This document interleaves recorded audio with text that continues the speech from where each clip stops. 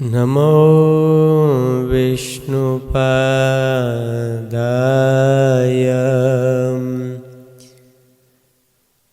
कृष्णप्रेष्ठाय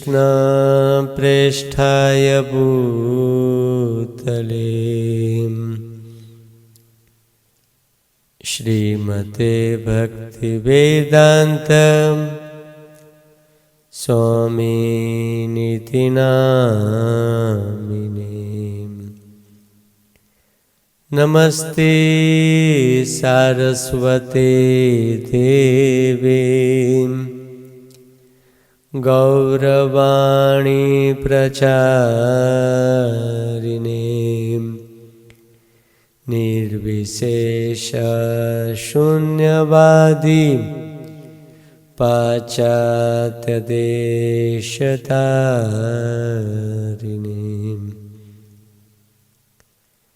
जय श्री कृष्ण चैतन्य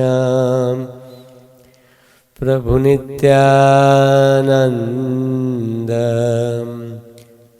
श्री अद्वैत गदाधर श्रीवासादि गौर भक्तवृंद।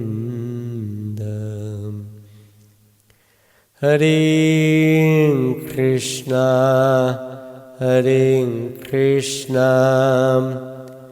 कृष्णा कृष्णा हरे हरे हरे राम राम राम हरे हरे। अजानुलंबितभुजो कनकावदातो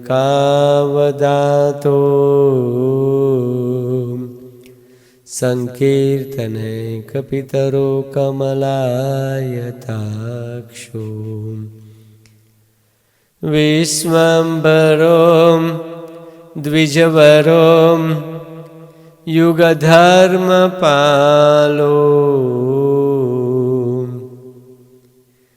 वन्दे जगत्प्रियकरो करुणावतारो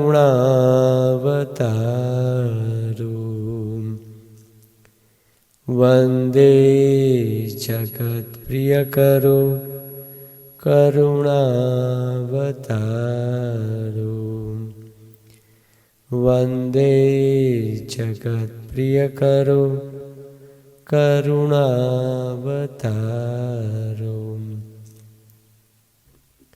हरे कृष्ण। तो आप सब भक्तों का श्रीमद् भगवद गीता के छठे दिन के सेमिनार में, इस प्रोग्राम में मैं हृदयपूर्वक स्वागत करता हूँ।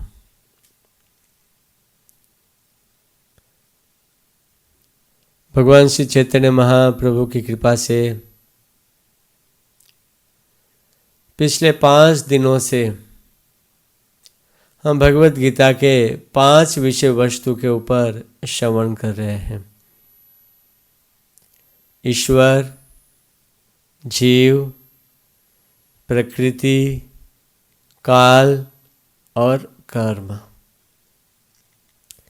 ईश्वर, जीव, प्रकृति, काल और कर्म और 5 विषयों के बारे में बहुत ही शॉर्ट में हमने श्रवण किया और बाद में 5वें दिन पर हमने सर्वोत्तम योग पद्धति, श्रेष्ठ योगा किसे कहते हैं, इसके बारे में श्रवण किया कि कृष्ण भक्ति सर्वश्रेष्ठ योग है जगत के अंदर। योग का अर्थ है भगवान से जुड़ना।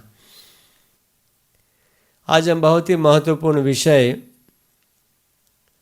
भगवद गीता को हम अपने जीवन में कैसे धारण करें। आप लोग कहोगे प्रभु जी 5 दिन से बोल रहे हो, अभी आप बोलते जा रहे हैं, अभी सार वस्तु आप बता दीजिए कि हमें क्या करना है क्या नहीं करना है। वाई या हम गीता को हम अपने जीवन में कैसे धारण करें। प्रायः होता है ना, बहुत सारी चीज़ें हम लोग करते हैं तो लोग क्या कहते हैं कि आप हमें सार बता दो कि हमें क्या करना है और क्या नहीं करना है। और भगवत गीता को, हम भगवत गीता के बारे में नाना प्रकार से श्रवण कर रहे हैं, लेकिन आप लोग प्रश्न करोगे कि गीता को मैं जीवन में कैसे धारण करूं। मेरा जो जीवन का जो शेड्यूल है बहुत व्यस्त है, बहुत ही बिजी हूं मैं, नाना प्रकार की जिम्मेदारियां हैं। और गीता तो भगवान ने 5200 साल पहले अर्जुन को दिया था। अभी मैं थोड़ा अर्जुन हूँ वो तो अर्जुन के लिए था। मैं तो गृहस्थ हूँ, और गृहस्थ हूँ, क्या गीता मेरे लिए है क्या? या तो अगर मैं समझ सकता हूँ क्या गीता को, मैं कैसे समझूँ? प्रायः लोगों के अंदर इस प्रकार का प्रश्न जो है हृदय में रहता है, क्या मैं गीता को समझ सकता हूँ क्या? मैं गृहस्थ हूँ, अर्जुन के सामने तो महाभारत का युद्ध था, क्या मेरे सामने तो कोई युद्ध है? मैं तो किसको मारने के लिए खड़ा नहीं हूँ। अगर हम शांति से विचार करें तो अर्जुन के सामने महाभारत का युद्ध था, और आजकल हमारे सामने भी नाना प्रकार का युद्ध है। संघर्ष कर रहे हैं हम इस जगत में।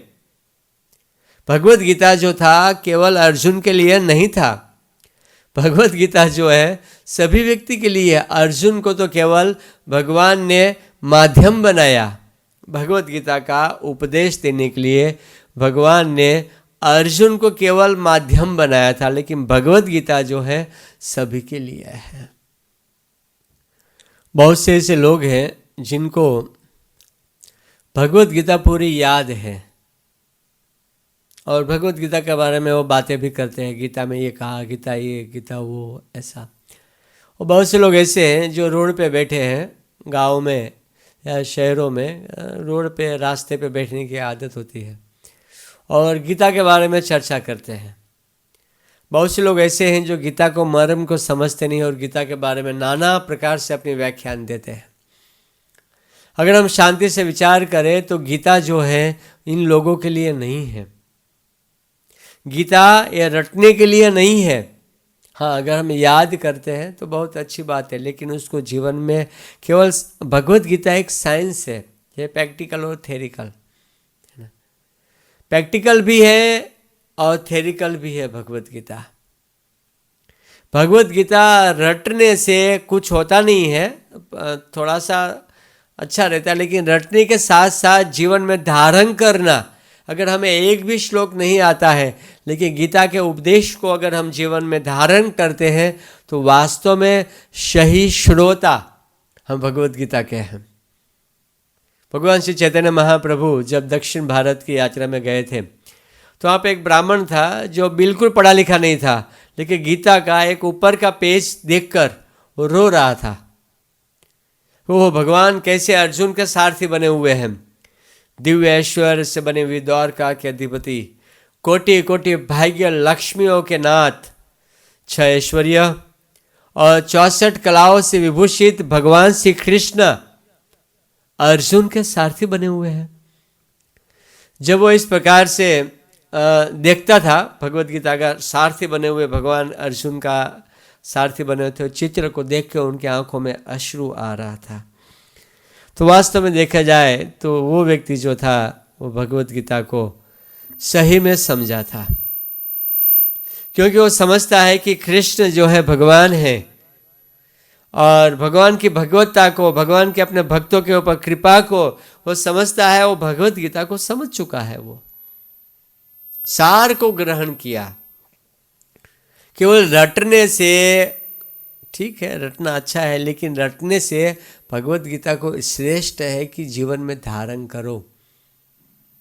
जैसे बहुत सुंदर कथा आती है कि एक समय की बात है, एक पक्षी था, पति और पत्नी दोनों जंगल में घूम रहे थे। तो शिकारी को बातें करते हुए सुन लिया। वो शिकारी की भाषा को जानते थे कि शिकारी अपने पत्नी से बोल रहा था कि कल मैं आऊँगा यहाँ पर बहुत बड़ी जाल लेकर। वो देखिए इतने सारे पक्षी यहाँ पर पेड़ पे नीचे दाने गिरे हुए खाने के लिए नीचे बैठे हुए हैं, सारे पक्षियों को पकड़ के मैं लेके आऊँगा आपके लिए, आप चिंता मत करो। अपने पत्नी को वो बोल रहा था, मैं आऊँगा, बड़ी सी जाल तैयार रखना, निकाल के रखना। आप अपने पत्नी को कहते घर पे जाके बड़ी वाली जाल निकालना। तो जब दोनों बातें कर रहे थे तो कुछ पक्षी जो थे, जो इन भाषा को समझते थे, उन्होंने पूरा जंगल में कह दिया, कल शिकारी आएगा, दाना डालेगा, जाल बिछाएगा, फंसना मत। पूरे जंगल में सारे शिकारी, इस बात फैल गया, शिकारी आएगा, दाना डालेगा, शिकारी आएगा, जाल बिछाएगा, दाना डालेगा, फंसना मत। सारे पक्षी अपने बच्चों को भी सिखा दिया कि कल तो हम अगर कहीं बाहर जाएंगे, दाना ढूंढने के लिए जाएंगे, गलती से शिकारी आ गया और यहाँ पे दाना डालेंगे, जाल बिछाएंगे, वहाँ गलती से आप जाना मत। सारे बच्चे भी, छोटे छोटे बच्चे भी, शिकारी आएगा, दाना डालेगा, जाल बिछाएगा, फंसना मत। पूरे जंगल में जितने भी पक्षी थे, सारे पक्षी एक ही बात रट रहा था, शिकारी आएगा, जाल बिछाएगा, दाना डालेगा, फंसना मत। जितने भी पक्षी थे, सारे पक्षी बोल रहे थे। और सुबह का समय हुआ, वास्तव में शिकारी आएगा, शिकारी आया, दाना डाला, जाल बिछाया, वो छुपा हुआ था और सारे पक्षी जो था और आवाज़ करते हुए, शिकारी आएगा, दाना डालेगा, जाल बिछाएगा, फंसना मत, बोलते हुए जितने भी पक्षी थे, सारे पक्षी जो थे और उसके बच्चे इत्यादि सब गा रहे थे। और गाते गाते आए और दाना चुभने के लिए बैठ गए और शिकारी ने अपनी जाल के माध्यम से सारे पक्षियों को पकड़ लिया।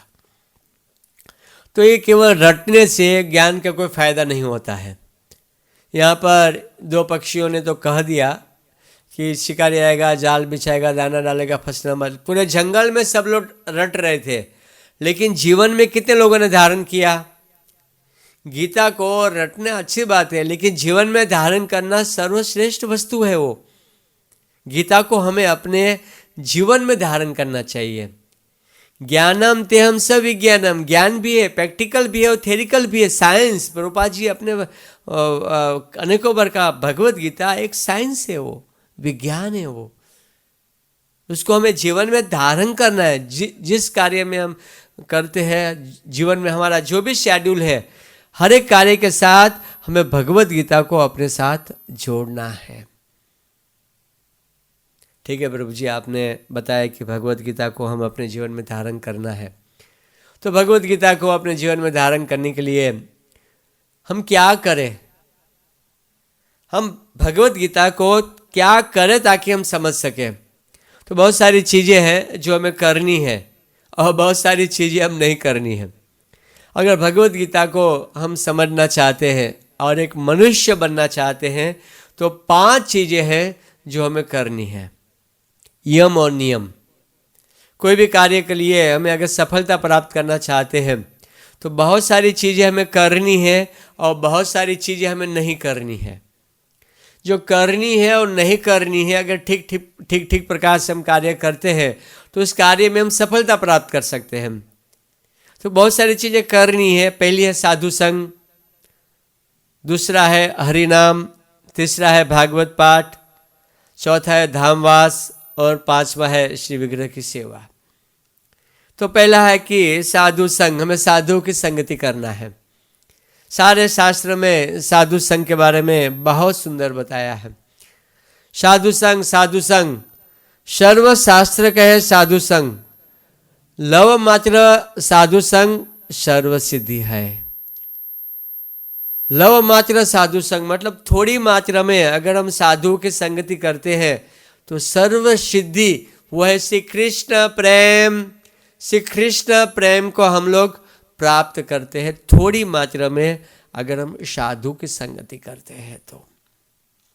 तो साधु संगति है क्या? वही साधु संगति। कौन साधु है? साधु संगति क्या है और साधु कौन है, थोड़ा हम इसके बारे में जानते हैं। साधु की परिभाषा, साधु का जो लक्षण, भगवान कपिल देव अपनी माता देवहूति को बहुत सुंदर रूप से बताते हैं। श्रीमद् भागवतम में 3 स्कंद के 25वें अध्याय का 29वां श्लोक बहुत सुंदर कहते हैं। भगवान कपिल देव कहते हैं कि तितिक्षव कारुणिका शूरद सर्वदेहिनां अजात शत्रवः शांता साधवः साधुभूषणा। तितिक्षुवा कारुणिका सुहृदम सर्वदेहिनाम, जिसमें तितिक्षा मतलब करुणा, जो प्राणी मात्र के हितैषी, जो किसी का शत्रु नहीं होता या किसी को शत्रु नहीं मानता, जो शांत है, जो परमार्थी है, जो सद्गुणों का भंडार है, वो संत है। सद्गुणों के बिना संत की शोभा नहीं होती है। जिस प्रकार से वस्त्र के बिना मनुष्य हमें कैसा लगता है, कैसा लगेगा, पागल लगेगा। वस्त्र के बिना वो मनुष्य कैसा लगता है, आप जरा विचार करें। वैसे सद्गुण के बिना साधुओं का लक्षण या साधु की कोई शोभा नहीं है।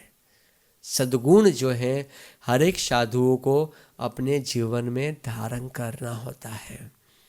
तितिक्षा होना चाहिए, करुणा होना चाहिए, हितैषी, सारे जीवात्माओं के मित्र होना चाहिए साधु। किसी को भी अपना शत्रु नहीं मानता हुआ होना चाहिए, शांत होना चाहिए, परमार्थी होना चाहिए और सद्गुणों का भंडार होना चाहिए, वो साधु है। तो कौन है इस जगत के अंदर जिसके अंदर इस साधुओं के सद्गुण है? बहुत सारे साधु हैं जिनका मैं नाम आपको एक के बाद बता दूंगा, लेकिन सभियों में जिनकी संगति करने के लिए अगर कोई योग्य साधु है तो श्रील प्रभुपाद जी हैं। प्रभुपाद जी के अंदर ये सारे गुण मौजूद थे। तितिक्षुवा कारुणिका सुहृदम सर्वदेहिनाम।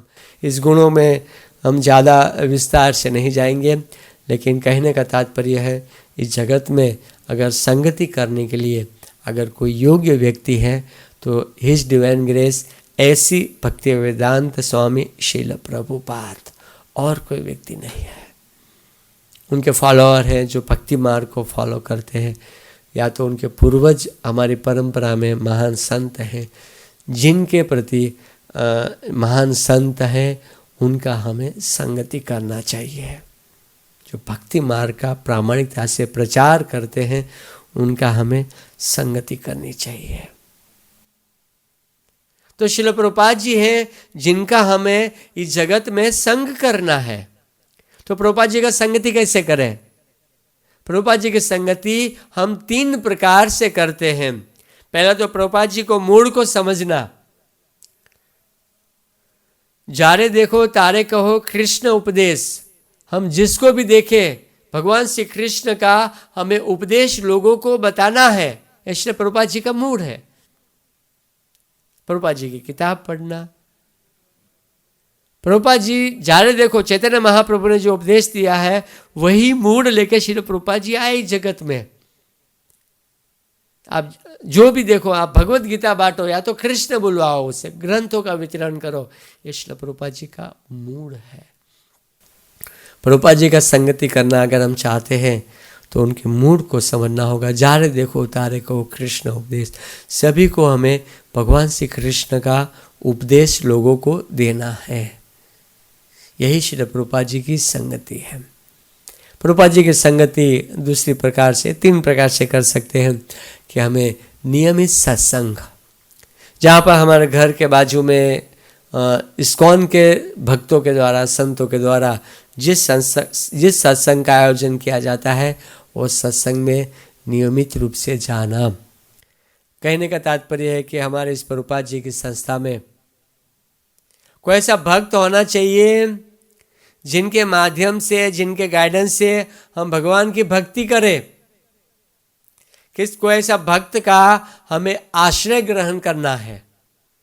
अगर हम इस प्रकार के भक्तों का आश्रय ग्रहण करते हैं, उनके सत्संग में जाते हैं, तो हमें क्या करना क्या नहीं करना सत्संग में जाने से मालूम पड़ता है। हमें वैसे भक्तों का आश्रय ग्रहण करना चाहिए जिनके प्रति हमारी श्रद्धा है। तितिक्षुवा कारुणिका सुहृदम सर्वदेहिनाम अजात शत्रु शांत साधुआ साधुभूषणा। तितिक्षुवा।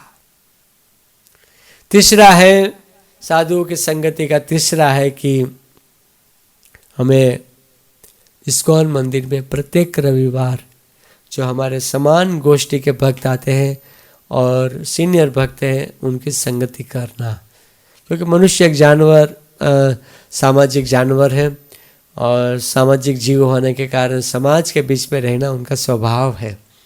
वो समाज के बीच में रहना पसंद करता है। जब हम अपने मित्र और अपना हितैषी जो समान रूप में है उनको अगर हम भगवान की भक्ति करते हुए देखते हैं, वो भगवान का नाम का जप करता है, और जब हम उनको देखते हैं तो हमारी भी रुचि जो है वो बढ़ती है, हमारी भी रुचि बढ़ती है। इसीलिए कहते हैं ना कि हमें नियमित रूप से भक्तों का संग करना चाहिए। साधु संग, 3 प्रकार से साधु संग होता है। एक तो प्रभुपाद जी के मूड को समझते हुए भगवत गीता का या शास्त्र और भक्ति में शास्त्र का सतत वितरण करना, या तो 4 देखो तारे कहो कृष्ण उपदेश, या तो फिर ये जो दूसरा है कि हमारे घर के नज़दीक में इस्कॉन के भक्तों के द्वारा आयोजित सत्संग में जाना, मतलब किसी भी भक्त को अपना शिक्षा गुरु के रूप में, काउंसलर के रूप में स्वीकार करना। और तीसरा है हमारे समान के भक्त होना चाहिए। अगर हमारे समान के भक्तों के साथ हमारा अच्छा रिलेशन है तो कभी हम माया में आ जाते हैं तो समान के भक्त क्या करते हैं, वो हमें कॉल करते हैं, फ़ोन करते हैं, वो जा रहे, चलो हम भी मंदिर जाए। हरे कृष्णा कृष्ण कृष्ण हरे हरे, हरे राम राम राम हरे हरे। दूसरा है हरि नाम, भगवान के नाम का जप करना। कलयुग में हरे नाम हरे नाम एव केवलम, कलो नास्तेव गति अन्यथा। कलयुग में केवल हरि नाम के जप से ही उद्धार हो सकता है। इसके अलावा कलयुग में उद्धार के लिए अन्य कोई भी उपाय नहीं है। मतलब जैसे ही कोर्ट में कोई जज कहता है ऑर्डर, तो नास्तेव गति अन्यथा, अन्य कोई गति नहीं है। तो कलयुग केवल भगवान के नाम के ऊपर ही आधार है। और कलयुग में अगर हम भगवान के नाम का उच्चारण करते हैं तो स्वाभाविक है कि हमारा इस जगत से उद्धार हो जाता है। गौ कोटि दानम ग्रहणेशु काशी, प्रयाग गंगा युत कल्पवास, यज्ञाधिकम मेरु सुवर्ण दानम, गोविंद नामनाम न कदापि तुल्यम। गौ कोटि दानम ग्रहणेशु काशी, अगर कोई कोटि गायों का दान देता है और ग्रहण के समय पर काशी इत्यादि प्रयाग गंगा इत्यादि स्थानों पर जाकर कल्पवास, करोड़ों वर्षों तक, करोड़ों जन्मों तक अगर वहाँ पर रहता है, गौ कोटि गायों का दान देता है और ग्रहण के समय पर, सब लोग जानते हैं ग्रहण के समय पर शुद्धि अशुद्धियों का पालन करना होता है। भगवान श्री कृष्ण स्वयं द्वारका में थे और ग्रहण लगा था, तो ग्रहण से बचने, ग्रहण के समय ग्रहण का पालन करने के लिए, शुद्धता का, पवित्रता का पालन करने के लिए भगवान स्वयं आचरण करते हुए द्वारिका से कुरुक्षेत्र पर आए थे। कहने का तात्पर्य है ग्रहण के जो नियम है उन नियमों का पालन करना बहुत ही जरूरी होता है। तो काशी में या प्रयाग में गंगा के किनारे पर कल्पवास करे, कोई करोड़ों खरबों जन्मों तक या वर्षों तक वास करे। अगर यज्ञ में यज्ञ करते हैं तो दक्षिणा देते हैं।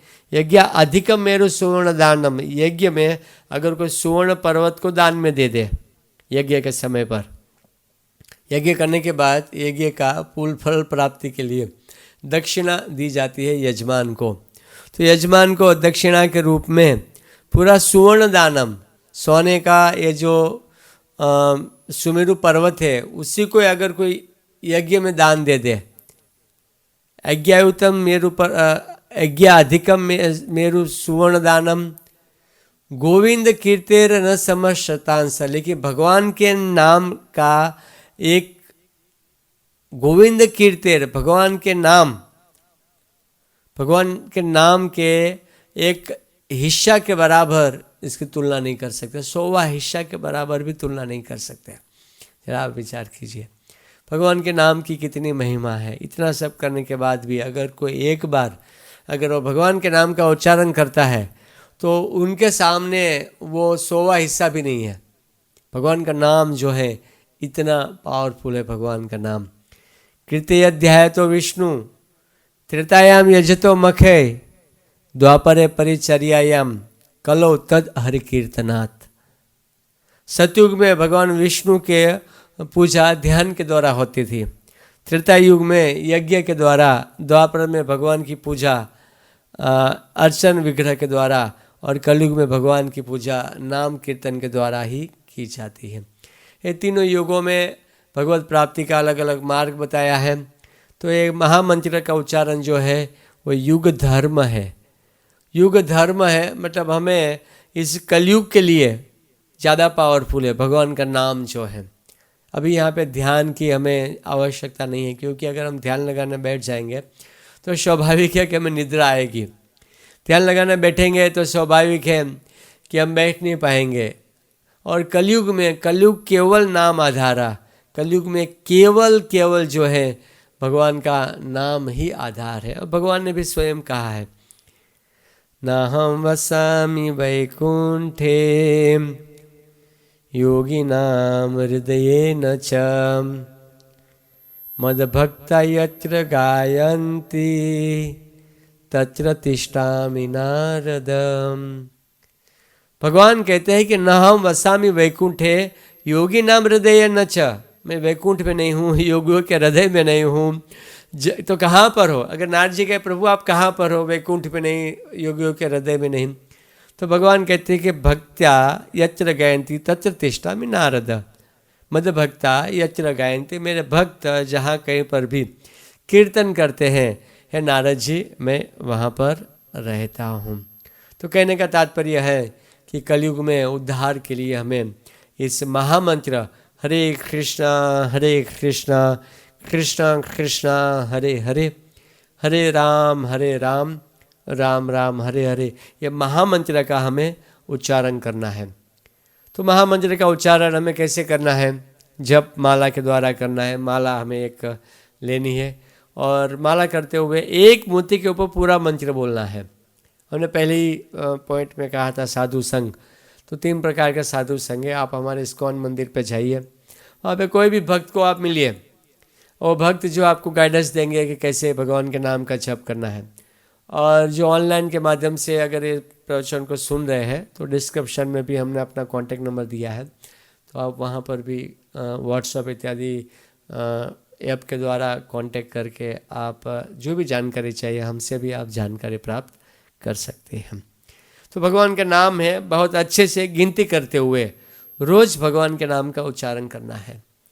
अगर हमारा अभ्यास हो जाता है भगवान के नाम का जप करने का, तो स्वाभाविक है मंत्र हमारे मन को शांत करता है। मंत्र, ये मन जो है कलयुग में हम नाना प्रकार की द्विधा में, नाना प्रकार के टेंशन में परेशान होते रहते हैं, और इसी टेंशन से मुक्त होने के लिए, इसी टेंशन से फ्री होने के लिए भगवान का नाम का अगर हम सही में उच्चारण करते हैं, मंत्र जो महामंत्र है, ये जो हरे कृष्ण महामंत्र का उच्चारण करते हैं, तो स्वाभाविक है कलयुग में हमारे मन को शांति मिलती है। मंत्र मन को शांत करता है। वो गिनती करते हुए, लोग कहते हैं भगवान का नाम है, गिनती करते करते क्यों जप करते हो? इस संसार में बहुत सारी चीज़ें ऐसी हैं, पैसा है नोट है, 2,000 की नोटें होती, कैसे गिनती करते हैं? थूक लगा के गिनती करते हैं, क्योंकि इसका वैल्यू हमें मालूम है। तो वैसे भगवान का नाम है, अगर हम गिनती करते हुए करते हैं, हमें इसका महत्व मालूम है, क्योंकि मन जो है इतना चक्र घूमता है मन का, तो इसके ऊपर अगर नियमित रूप से हथौड़ा मारते हैं तो मन के चक्र को शांत किया जाता है। वैसे ही अगर हम नियमित रूप से भगवान का नाम का जप करते हैं तो हथौड़ा रूपी मन को जब टीसते हैं, हथौड़ा द्वारा मन रूपी चक्र को जब टीसते हैं तो चक्र जो है नियमित मारा जाता है, तो चक्र को हम शांत कर सकते हैं। वैसे ही अगर हम नियमित रूप से अगर भगवान का नाम जपते हैं तो एक न एक दिन हमारा मन जो है संपूर्ण रूप से हमारे वश में हो जाता है। तो दूसरा है भगवान के नाम का जप करना। तीसरा है भागवत पाठ, भागवतम का श्रवण करना। तो भागवत का श्रवण जो है, अगर हम भागवत या गीता का अगर नियमित रूप से श्रवण करते हैं, हमने बताया था साधु संघ में कि इस्कॉन मंदिर में जाना है। श्री प्रभुपाद जी की कृपा से सभी इस्कॉन मंदिरों में साप्ताहिक सत्संग होता है, वहाँ पर आपको जाना है, वहाँ प्रसाद बढ़िया अच्छे से आपको लेना है और कथा में बैठना है। अगर आप नियमित रूप से कथा में बैठते हैं तो स्वाभाविक है आपका जो हृदय है वो शुद्ध हो जाता है। और चौथा है धामवास। भगवान के धाम में वृंदावन है, मायापुर है, जगन्नाथपुरी इत्यादि जो भगवान का धाम है, वो धाम पे जाना है। आप लोग कहोगे अरे हम इतना व्यस्त है, अब क्या करें। आपने पहले भगवान के नाम का जप करने के लिए कहा, आपने इस्कॉन मंदिर में जाने के लिए कहा, आपने हमें साधु संग भागवत पाठ वगैरह कहा, लेकिन अभी धाम में जाने के लिए, अभी यहाँ से वृंदावन जाने के लिए कहाँ हमारे पास टाइम है। अगर टाइम है तो अच्छी बात है, लेकिन अगर भगवान के धाम में जाते हैं और धाम में जाते हैं तो जो हमें फल प्राप्त होता है वो हमारे परंपरा और श्री प्रभुपाद जी की कृपा से आपको इस्कॉन मंदिर में भी वृंदावन धाम में जाने का ही फल प्राप्त होता है। प्रभुपाद जी ने ये जो वृंदावन धाम है उनको उठा के पूरे विश्व भर में इस वृंदावन धाम को लेकर गए, क्योंकि वृंदावन धाम में हमें भगवान के दर्शन होते हैं। आप इस्कॉन मंदिर में आओ, वहाँ पर भी आप भगवान का दर्शन कर सकते हैं। भगवान का धाम से अभिन्न है इस्कॉन टेम्पल। चैतन्य महाप्रभु की अद्भुत कृपा है इस परंपरा में कि आप मंदिर में गए, धामवास का आपको फल प्राप्त होगा। भगवान ने भी कहा, नाहम वसामि वैकुंठे योगी नाम हृदयेषु मद भक्त यत्र गायन्ति तत्र तिष्ठामि नारदा। मेरे भक्त जहाँ मेरे कथाओं का गुणगान करते हैं, मैं वहाँ पर रहता हूँ। आप इस्कॉन मंदिर में आइए, बाकी मंदिरों से बहुत ही अलग ही है इस्कॉन मंदिर। और नित्य नियम से संकीर्तन, भगवान के नाम का कीर्तन होता रहता है।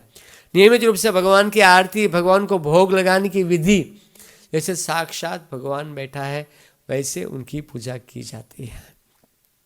तो धामवास करना। और पांचवा है अर्च विग्रह की सेवा करना। ये 5 चीज़ें हैं जो हमें करनी है। पहला है साधु संग, दूसरा है हरि नाम, तीसरा है भागवत पाठ, चौथा है धामवास और पांचवा श्री अर्च विग्रह की सेवा। मूर्ति और अर्च विग्रह में अंतर होता है। मूर्ति जो है किसी भी व्यक्ति की मूर्ति बन सकती है, लेकिन अर्च विग्रह केवल भगवान के मूर्ति को ही हम अर्च विग्रह, जहाँ भगवान जो मूर्ति के रूप में विद्यमान है उनको हम अर्च विग्रह कहते हैं। सभी को अर्च विग्रह नहीं कर सकते। मूर्ति तो नेता की भी होती है, लेकिन वो भगवान नहीं है। तो अर्च विग्रह की सेवा करते हैं तो भगवान की आरती करते हैं। भगवान श्री चैतन्य महाप्रभु कहते हैं कि आमी तो प्रतिमा नहीं, मैं कोई मूर्ति नहीं हूँ, साक्षात ब्रजेंद्र नंदन, मैं साक्षात ब्रजेंद्र नंदन श्री कृष्ण हूँ। मैं मूर्ति के रूप में स्वयं कृष्ण साक्षात हूँ। मैं, मुझ में और मूर्ति में कोई अंतर नहीं, अभिन्न है। और बहुत सारा ऐसा प्रसंग भी हमें देखने को मिलता है कि भगवान जो है मूर्ति चल के आई वृंदावन से, स्वयं गोपाल जी साक्षी देने के लिए, गरीब ब्राह्मण की साक्षी देने के लिए चलते हुए आए थे। भगवान श्री चैतन्य महाप्रभु ने और अपनी लीलाओं में प्रत्यक्ष रूप में गौर निताई के रूप में डांस कीर्तन करते हुए लोगों के सामने, चैतन्य महाप्रभु ने, इनके भक्त थे, वो भक्तों के सामने महाप्रभु गौर निताई के रूप में, मूर्ति के रूप में, इनके भक्त थे जो दक्षिण भारत में रहते थे, उनके घर पर गए थे महाप्रभु। तो मूर्ति के रूप में वो चलते थे, मूर्तियाँ उनके साथ बातें करती थी। मूर्ति जो थी वो आल्टर से नीचे आती थी। तो कहने का तात्पर्य है, भगवान श्री चैतन्य महाप्रभु कहते हैं कि मैं प्रतिमा नहीं हूँ, साक्षात ब्रजेंद्र नंदन हूँ। तो घर पे क्या करना है, छोटा सा मंदिर बनाना है और कोई भगवान का अच्छे से फोटो रख के, और कैसे आपको घर पे मंदिर बनाना है वो हमारे मंदिर में एक बहुत सुंदर किताब है, और प्रारंभिक कृष्ण भावनामृत, कृष्ण भावनामृत में शुरुआत। तो मंदिर कैसे बनाना है घर के अंदर, वो किताब में पूरा विस्तार से लिखा हुआ है। और आप हमारे सत्संग में, जो हमारा नियमित रूप से सत्संग होता है, उस सत्संग के माध्यम से अगर आप हमारे संपर्क में हैं तो हम आपको बता देंगे कि आपको कैसे आपको घर पे मंदिर जो है वो बनाना है। तो 5 चीज़ें हैं जो हमें करनी है और 4 चीज़ें हैं जो हमें नहीं करनी है। अवॉइड 4 चीज़ें हैं जिनको हमें जीवन में कभी भी नहीं करना है।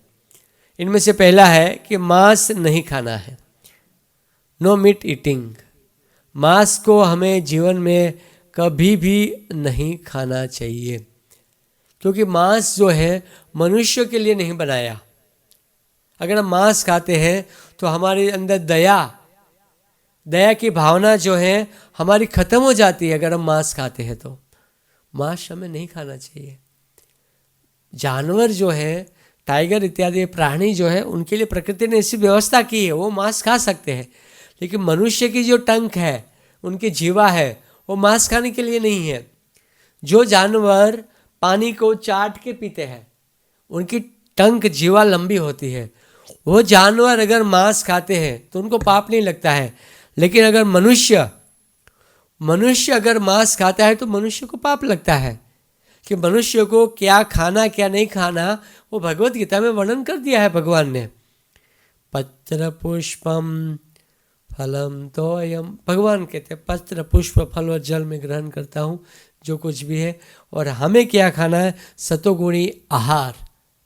भगवत गीता के 13वें अध्याय में प्रकृति पुरुष चेतना, प्रकृति के 3 गुणों के बारे में जहाँ वर्णन प्राप्त होता है, वहाँ पर हमें फल, फ्रूट, दूध, दही इत्यादि सात्विक आहार ही खाने के बारे में भगवान बताते हैं।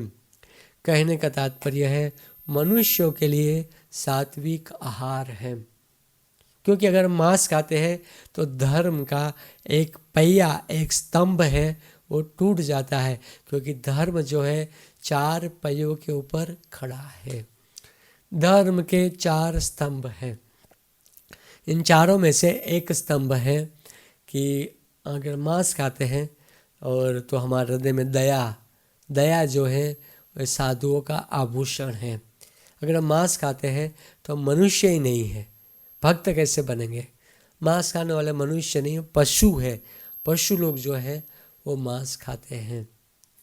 भगवान कहते हैं कि आहार शुद्धो सत्वा शुद्धि, सत्व शुद्धो ध्रुवा स्मृति ही, स्मृति लभ्य सर्वग्रंथि नाम विप्र मोक्षा। अगर हम आहार शुद्ध करते हैं तो हमारी बुद्धि जो है वो शुद्ध होती है। और जब बुद्धि शुद्ध होती है तभी हम शुद्ध बुद्धि के द्वारा भगवान को समझ सकते हैं और सतोगुण को प्राप्त कर सकते हैं। मतलब क्या करना चाहिए, क्या नहीं करना चाहिए। हमारा डिसीजन शक्ति जो है, बुद्धि में हमारा जो डिसीजन शक्ति है जो वो बढ़ता है। कहने का तात्पर्य है हमारा जो आहार है वो बहुत ही शुद्ध होना चाहिए।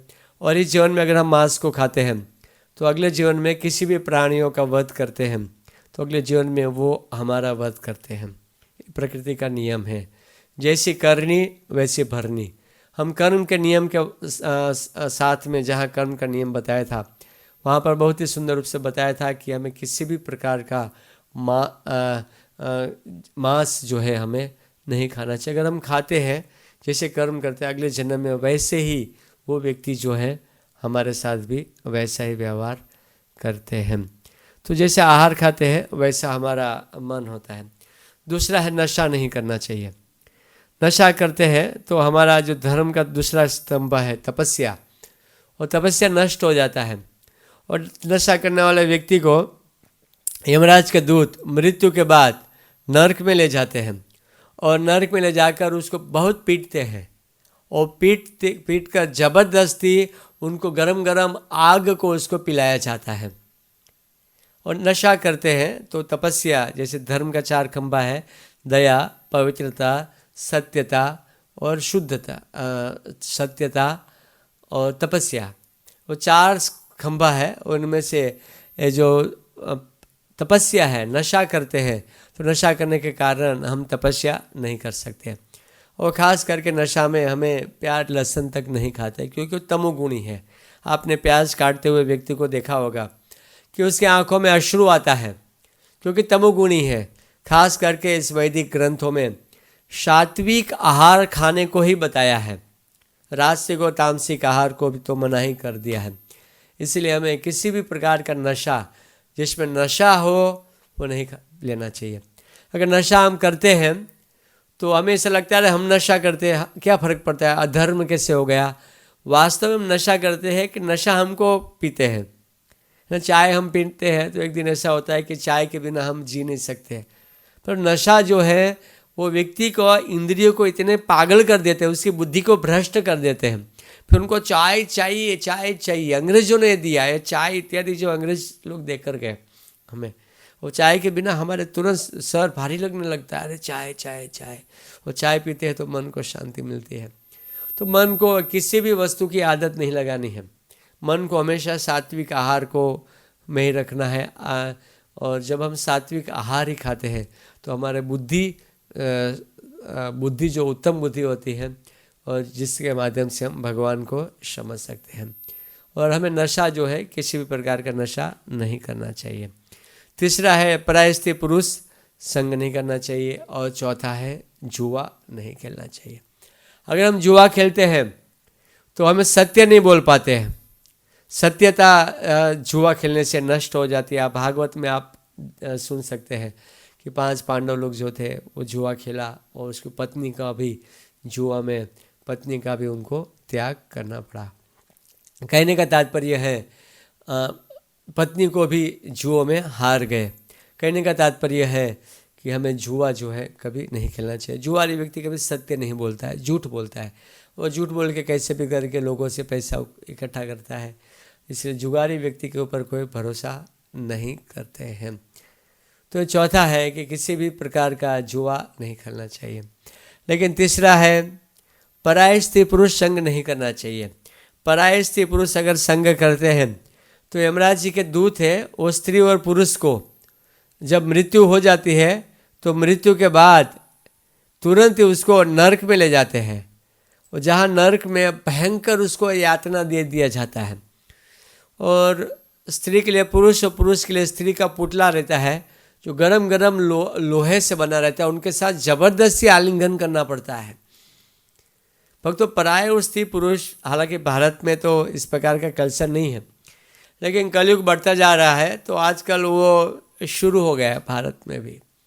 लोग शादियां करना नहीं चाहते हैं, और पराय स्त्री पुरुष मतलब बिना शादी करने से पहले वो साथ में रहना पसंद करते हैं। हम लोग देखेंगे आपस में स्वभाव अनुकूल आ रहा है कि नहीं, फिर हम शादी करेंगे।